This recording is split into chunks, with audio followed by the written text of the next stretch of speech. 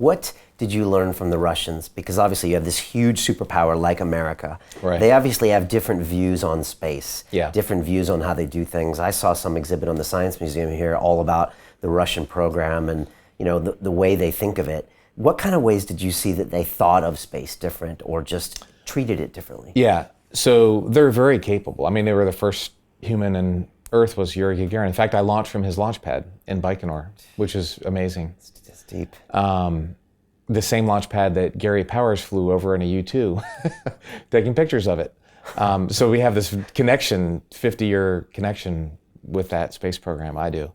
And they are great at what they do. Their hardware tends to be simple, very robust. My favorite example is how we do water. So there's an American water system, there's a water processor, there's all these pumps and tubing, and you plug things in and dials, and it's temperature controlled, blah, blah, blah. On the Russian segment, there's a pump, and you pump it up a couple times, and you take your hose and you drink water, So there's two different ways of doing something. The American way is usually complicated. You can do more. I mean, we get more electricity or more, there's more capability, and the Russian system is usually more simple and more robust, and so it always works. And so it's actually a great partnership to have both, because you have something that you can depend on all the time, and then you have something that has more capability. It's more risky, but it does more. So it's actually really good to have both of those together on the same spaceship. Okay. And is that what the Soyuz is like? Is that like that robust piece of machinery? Right. So a friend of mine one time, the Soyuz had a problem. It's basically three balls that are stuck together, and when it comes back to Earth, they separate, and the middle part is the descent module.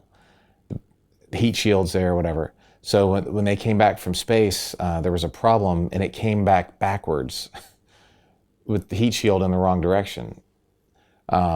And eventually the other part just burned off and broke off, and then it's flipped around and righted itself, and they survived. They were fine. So, I mean, that's like the ultimate example of robustness, right? So it's a good characteristic to have. It may not be this gigantic space shuttle with 7 people and a robotic arm and spacewalks. It's just a simple little capsule.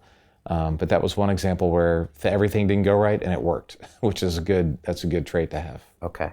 And what about just safety in general? Do they have a different way of looking at safety? I think that speaks to their safety. They tend to they don't build things right to the very edge of the limits. They build things with a lot of margin. So if something doesn't go right, they'll still survive. Whereas the American philosophy is build it more advanced, but with less margin. So everything kind of has to go right. Okay.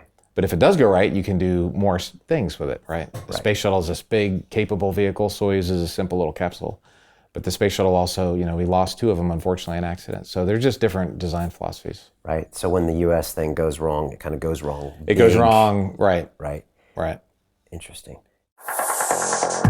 Continue watching this fascinating conversation for free by clicking on the link below to visit our website, learn from the best minds in the world, and connect with a community of passionate people building the best versions of themselves.